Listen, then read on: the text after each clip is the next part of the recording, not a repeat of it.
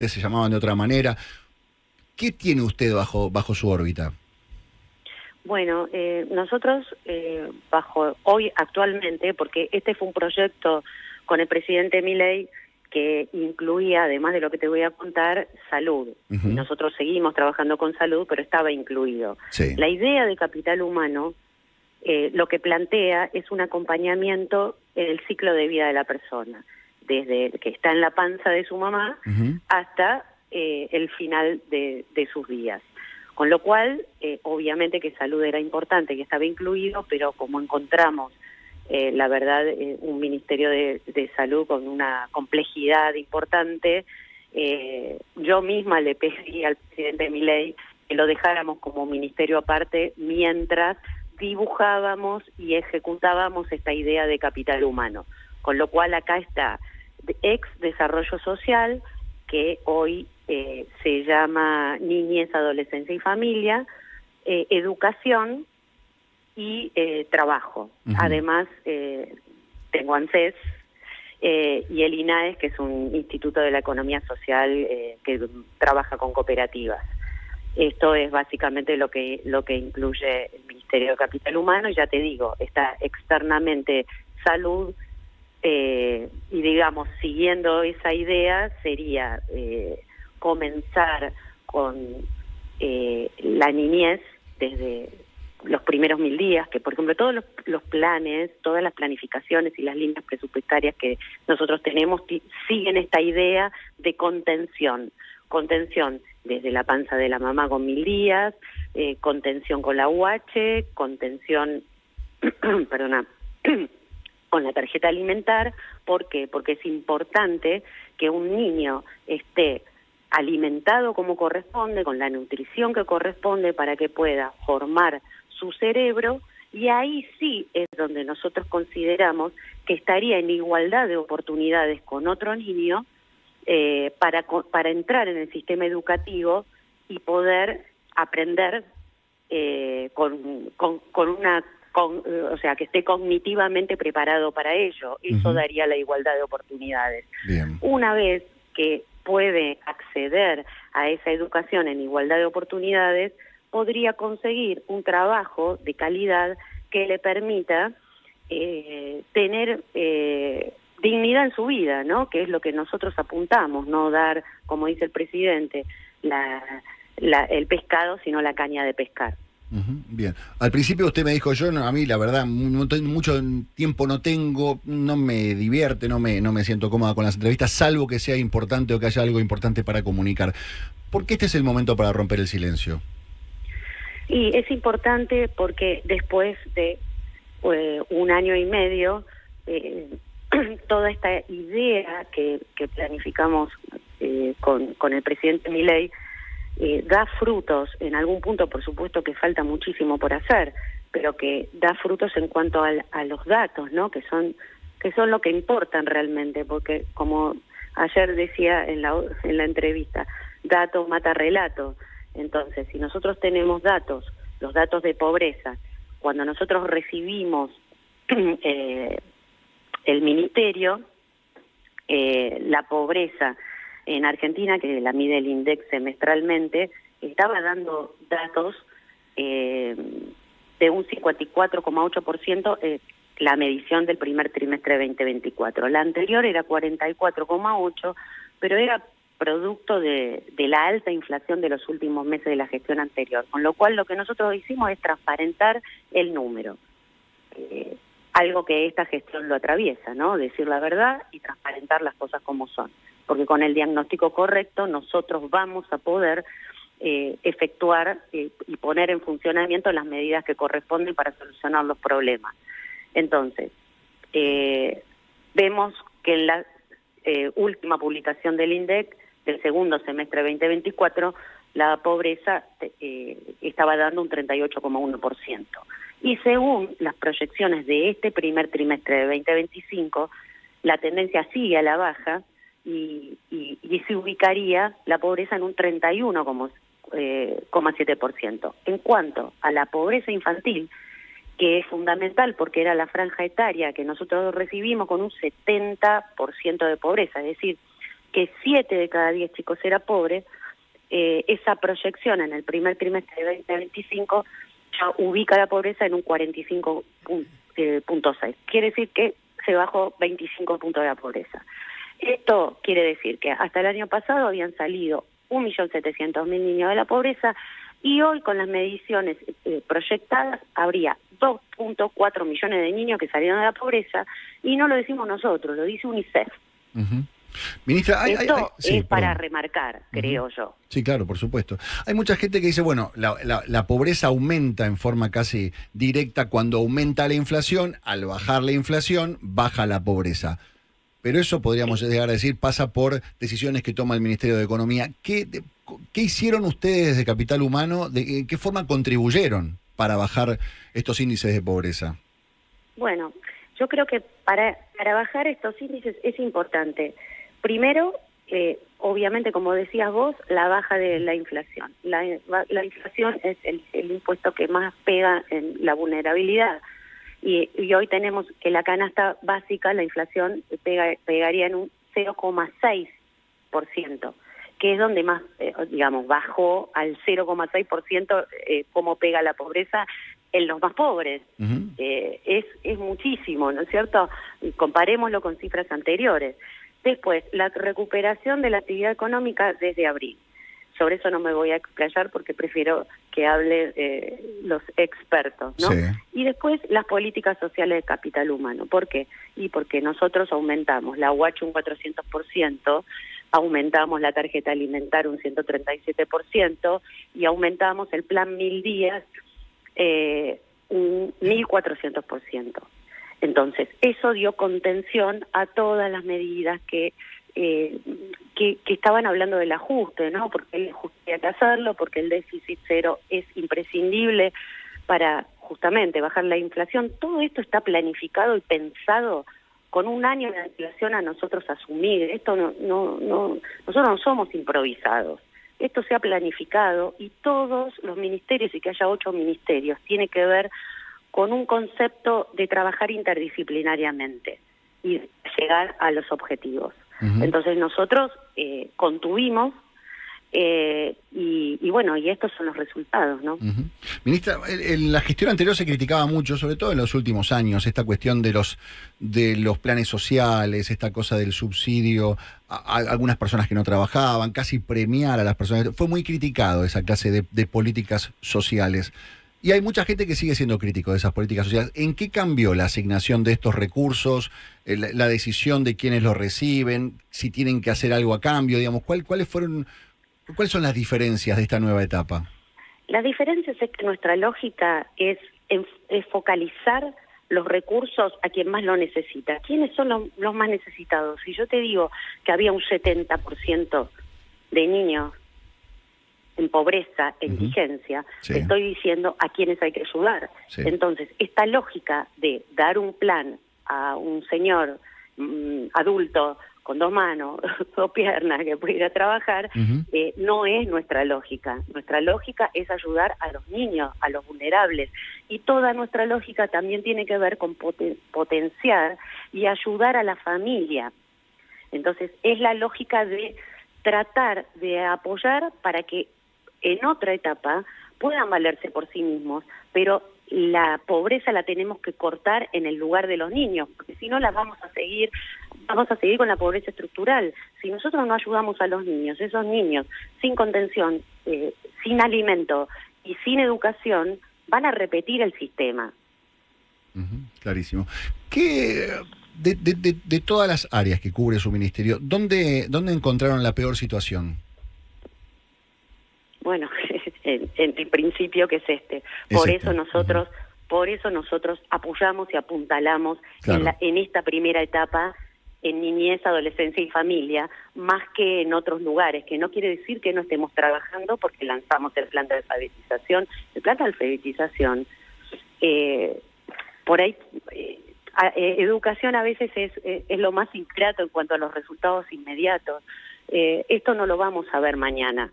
Nosotros nos hemos dado cuenta, y se viene hablando hace rato, la educación de la tragedia educativa. Entonces, un país que estaba alfabetizado, que deja de estar alfabetizado, es ahí donde tenemos que poner la carne al asador. ¿Y qué hicimos? Juntamos por primera vez 24 jurisdicciones, todas las provincias de acuerdo, en un plan de alfabetización nacional. Cada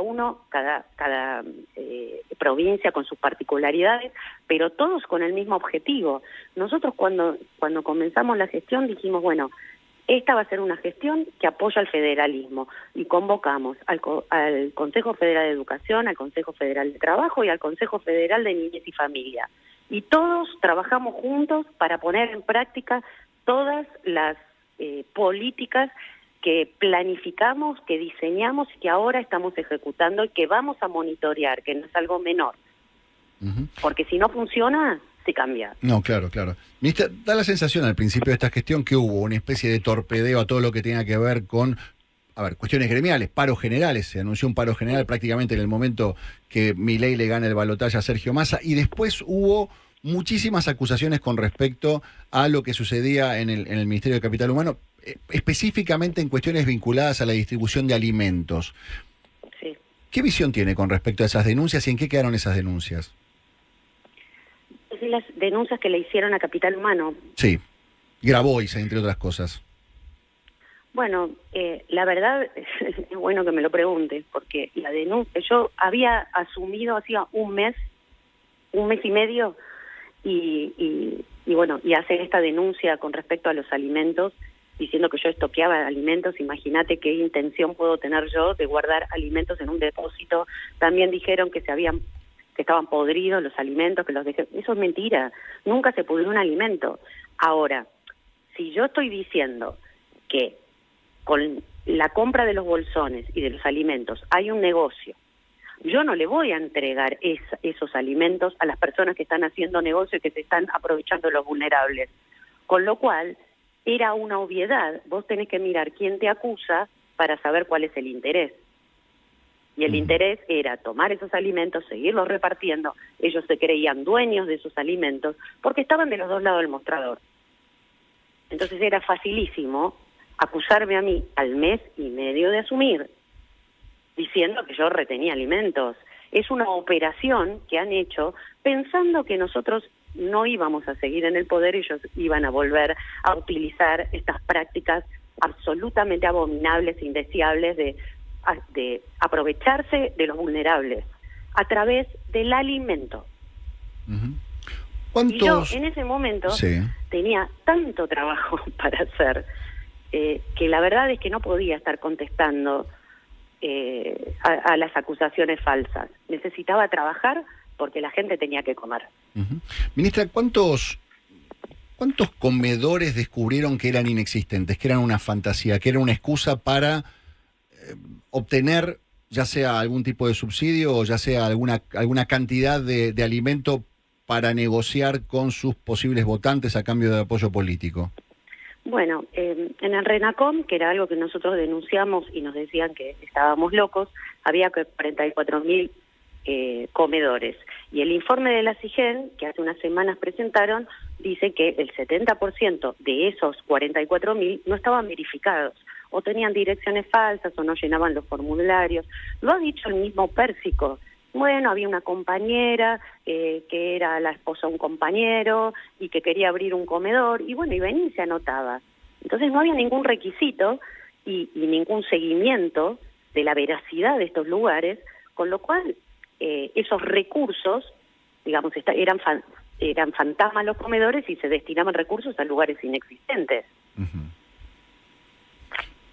Inventaban, digamos, ¿se encontraron realmente con comedores inventados? ¿Gente que inventaba un comedor inexistente? Bueno, pero hay periodistas que han ido, creo que Luis Gasulla ha ido a golpear la puerta de lugares y donde había yo lo comenté ayer, una escuela de pool dance, había, hace poquito fue también, y había un taller mecánico, digamos, sí, pasaba. Había gente también, con las cooperativas pasó lo mismo. Nosotros dimos de baja 8.900 cooperativas falsas, o que tenían la misma dirección, eran 4 o 5 cooperativas con la misma dirección, presentaron facturas truchas, o sea, también lo dije ayer, ¿no? Era el Estado utilizado para ver dónde se podía hacer el negocio, y por eso el ex Ministerio de Desarrollo Social estaba dividido, ¿no? Partido en distintos kioscos, y lo manejaban distintas personas. Lo dice siempre el ministro Sturzenegger, era un ministerio dentro de otro ministerio, había un ministerio paralelo. Había esto que usted está contando con respecto a a los comedores y los recursos destinados. ¿También pasaba con respecto a los planes sociales? Estoy pensando en esta cosa de que nunca se termina de comprobar si en verdad se quedaban con una parte, si en esta forma discrecional de repartir los planes, había gente que decía, a vos sí, a vos no, me das un poquito, si vos no venís a militar, te lo quito. ¿Funcionaba realmente así? Funcionaba tan así. Por eso yo creo que hay que digitalizar y traer la tecnología para monitorear lo que realmente sucede, que había 1.200.000 personas anotadas en un Excel. Entonces, en ese Excel, mediante ese Excel, le daban de alta y de baja a los recursos de las personas que necesitaban. Entonces, los extorsionaban, porque ellos tenían... Por eso yo saqué la prestación que tenían que cumplir por dar el plan. Era una manera rápida de cortar esta relación tóxica que tenían. ¿Cómo era eso? ¿Me lo puede explicar? ¿Cómo era la forma de instrumentar que tenían? ¿Cómo se garantizaban que esa persona fuera y les diera una parte? ¿Y cómo hizo usted para desactivarlo?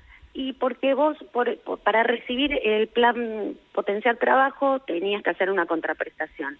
Entonces, o tenías que hacer un trabajo que ellos te indicaban, o hacer un curso. Una vez que lo hacías, vos tenías que demostrar que lo hiciste. Entonces ibas al centro de referencia. Y en el centro de referencia, ahí es donde te decían, bueno, me tenés que dar una parte, y tomaban lista de ir o no, pues si iban o no iban a las marchas, a contraparte era, si vos no lo hacías, te quitaban el plan. ¿Por qué? Porque no era el Estado el que tenía el control, sino el Estado y los piqueteros estaban en la misma lógica, digamos, estaban en connivencia para darle de alta o de baja el plan a una persona. Si vos me decís hoy, si un piquetero, que es lo que nosotros hemos hecho, y por eso pusimos la línea 134, porque para que la gente pueda denunciarlos, porque todavía hay algunos que no están informados y piensan que puede venir un líder que aún pulula por los barrios a decirle, si vos no venís, yo no te doy el plan. Por eso nosotros apenas asumimos, hicimos esa campaña de que corta no cobra, para ponerlo en las pantallas de los trenes, en Mi Argentina, digamos, para que la gente, para salvarlos, ¿no? Para que fueran libres y dejaran de ser esclavos de esta gente. Estamos hablando con la ministra de Capital Humano, Sandra Petovelo. Ministra, en salud, ¿se encontraron con una misma situación? ¿Había un negocio detrás de la salud? ¿Había discrecionalidad? ¿Había irregularidades con respecto a los planes otorgados de salud y con respecto a la comercialización de medicamentos, de prestaciones? Mira, eso te lo tendría que decir el ministro de Salud. Yo no me quiero... creo que toda la administración estaba atravesada por esta lógica de buscar un negocio y después cubrirlo con una política pública. Pero no quiero ingresar en el territorio de un compañero, y por ahí eso te lo podría contar el ministro de Salud. Está bien. Sí pasó que en niñez había un organismo que vendía medicamentos, que compraba medicamentos oncológicos, la DATSE, y eso fue realmente un horror, porque ellos compraban con 4 proveedores por mail a los amigos, ¿no? Digamos, y entonces cada vez que se apretaba el botón, se ve que alguien sacaba una porción con compras de medicamentos oncológicos para niños. O sea, inmediatamente, en ese momento estaba el ministro ruso, lo llamé y le dije, ¿por qué yo tengo la DATSE? Sí.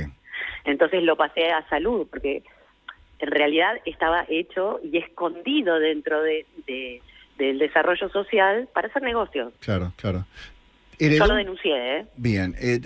¿Tuvo gente que desde adentro boicoteó estas políticas? ¿Hubo gente que ayudó a complicar la gestión? Sí, por supuesto. Realmente el ex Ministerio de Desarrollo Social era una unidad básica, ¿no? Con gente que realmente filtraba documentos privados, hablaban con periodistas, evidentemente, o por cuestiones ideológicas o por otras cuestiones, decían cosas que no eran, mentían descaradamente, sacaban fotos adentro de los depósitos. Han llegado a tirar caca de animal a propósito para sacar fotos y decir que nosotros teníamos los depósitos sucios. O sea, han hecho todo lo que podían hacer para sacarnos del medio. ¿Qué tanta respuesta está obteniendo en la justicia de todas estas irregularidades que ustedes vienen denunciando? Bueno, yo creo que la justicia en Argentina en general tiene sus tiempos, ¿no? Uh-huh. Entonces, yo no podría pedir celeridad por ser una ministra, y yo dejo que la justicia trabaje. Yo tengo fe que siempre, aunque sea a la larga, se va a obtener justicia y el inocente va a salir airoso. Entonces yo no voy a atacar, yo soy poder ejecutivo y no voy a meterme con el poder judicial ni con ningún otro poder. Uh-huh. Bien. ¿Cuáles son los próximos objetivos? Porque usted me decía, tenemos una necesidad que es, que era poner en igualdad de condiciones a los chicos, ir con los más necesitados, ayudar a los más chiquitos de modo tal que cuando vayan creciendo tengan igualdad de condiciones o igualdad de oportunidades. Le hago esta pregunta porque el otro día cuando vino el presidente acá, cuando ya daba a entender que dentro de todo la inflación iba en vías de dejar de ser un problema grave y empezar a normalizarse y empezar con otros objetivos, el presidente me decía, bueno, ahora tengo que ir por el lado del crecimiento, tengo que buscar la forma de que crezca, que haya más trabajo, que haya más competencia, que haya más inversiones. ¿Cuál es el objetivo? Viendo que se está logrando bajar la pobreza, ¿cuál es su próximo objetivo? Bueno, yo tengo unos proyectos que me entusiasman muchísimo y que pienso que van en esa línea. Uno de los proyectos son los centros de familia. Los centros de familia son espacios comunitarios que están ubicados en las zonas más vulnerables del país para acompañar a la familia completa, ¿no? Uh-huh. Yo no quiero esas políticas de vamos a ayudar solo a los ancianos, vamos a ayudar a los niños de 0 a 3. Yo quiero ayudar a la familia, porque yo creo que la familia tiene una función que no se puede delegar en el Estado. El Estado no tiene que cuidar a los niños, lo tiene que cuidar la familia. Entonces, tenemos que ayudar y contener a las familias para que puedan hacerse cargo de esa función que les es privativa. Entonces, estos centros van a fortalecer esos vínculos familiares, a fomentar una crianza que sea positiva, el desarrollo familiar sin intermediación de la política. Vamos a dar unos vouchers que van a ofrecer actividades deportivas, actividades culturales. También para los adultos de la familia, para recibir estos vouchers, van a tener que hacer esos cursos de crianza, de escuela para padres. Y queremos hacer como una red y que se puedan canjear esos vouchers en parroquias, en clubes, digamos, también que se beneficie la comunidad que rodea estos centros faro. Este es un proyecto que ahora en agosto ya comienza, lo vamos a, por supuesto, hacer prueba piloto antes de escalarlo, y la primera ciudad va a ser la ciudad de Concordia. Yo ya hablé con el gobernador de Entre Ríos y hablé con otros gobernadores también y con intendentes y están todos muy entusiasmados porque creo que tenemos que trabajar en conjunto para poder llevar este sueño a que sea una realidad. Uh-huh. Después otro proyecto que es muy incipiente también, pero que ya me lo cargué al hombro específicamente porque es algo que quiero hacer hace mucho tiempo. Voy a tomar un espacio que teníamos en Niñez y voy a hacer un centro de formación laboral en una escuela de oficios. Yo creo que eso tiene una salida laboral inmediata. Allí también seguramente va a estar la escuela de la UTN para el que quiera seguir estudiando. Yo creo que hay gente que tiene condiciones, aptitudes y ganas de hacer un estudio universitario, y hay otra gente que no. Y eso no quiere decir que esté condenado a la pobreza o que esté condenado a un sueldo bajo, porque un plomero, y esto pasa en el mundo, Ujú. a veces se cuestiona esto, de que en el futuro un plomero va a ganar más que un universitario, digo, y por qué no, si hay una necesidad de estas labores, bueno, tenemos que capacitar en lo que los países realmente necesitan. Ujú. Ministro, usted sabe que una de las críticas que recibe el gobierno es el ajuste, y algunos dicen que hay ajuste en la cultura y en la educación, y dicen que ustedes están recortando mucho todo lo que tiene que ver con presupuestos para las universidades. Le pregunto porque empezamos esta charla diciendo dato mata relato. ¿Qué tiene para decir con respecto a esa acusación? Bueno, acusaciones hay muchísimas, pero también nosotros lo que ponemos como condición para entregar los presupuestos y los recursos es la transparencia. Uh-huh. Entonces, las universidades van a ser auditadas, y cuando acá hay un problema que es la autarquía. Sí. ¿Qué quiere decir que algo sea autárquico? ¿Que no tiene que tener ningún control? ¿Que pueden hacer lo que quieren con los recursos? A mí me parece que también tienen que rendirle cuentas a la sociedad de en qué gastan sus recursos. O sea, nosotros no vamos a mezquinar recursos. Nosotros lo único que queremos es saber hacia dónde se dirigen. Uh-huh. Esto no pasaba, No es digamos, cuestión había un de recortar por descontrol con recortar. respecto a usted cuando llegó, ¿había una explicación, un desglose de qué dinero iba para determinadas universidades y en qué lo invertían? No. No existe eso. Pero eso el subsecretario de Políticas Universitarias, que estaría bueno un día Uh-huh. que lo convoques, porque Sí. te lo puede explicar perfectamente. Tiene una increíble cantidad de planificación en varios de estos temas. Él habla con las universidades, yo he hablado con los rectores del Consejo Interuniversitario, y no tenemos inconvenientes y problemas. Acá también muchas veces mete la cola la política partidaria en cuestiones que yo creo que no deberían meterse, ¿no? Uh-huh. Además pasa Sí. también con los sindicalistas, ¿no? Sí. Porque se juntan con vos y te dicen una cosa, y después cuando cierran la puerta están las cámaras esperándolo y dicen otra. Claro, claro. ¿Cuál fue el despilfarro más grande que encontró, llamativo, que usted llega y dice, esto yo no lo puedo creer, no hay forma de justificar esto que hicieron? En la órbita que sea, en el rubro que sea. Es difícil elegir uno, porque ya te digo, lo que más me impactó es lo de la edad, porque eran medicamentos oncológicos Claro. para niños. Uh-huh. Bien. Ministra, muy amable ha sido con nosotros. Yo le agradezco su tiempo. Espero que no pase 1 año y medio para que vuelva a dar una entrevista. Ok, no, espero tener muchas buenas noticias para poder seguir comentándotelas. Ojalá que esto suceda. Sería buenísimo para todos nosotros. Ministra, ha sido muy amable. Gracias. Hasta la próxima. Bueno, gracias a vos. Muchísimas gracias. La ministra Sandra Petovelo, ministra de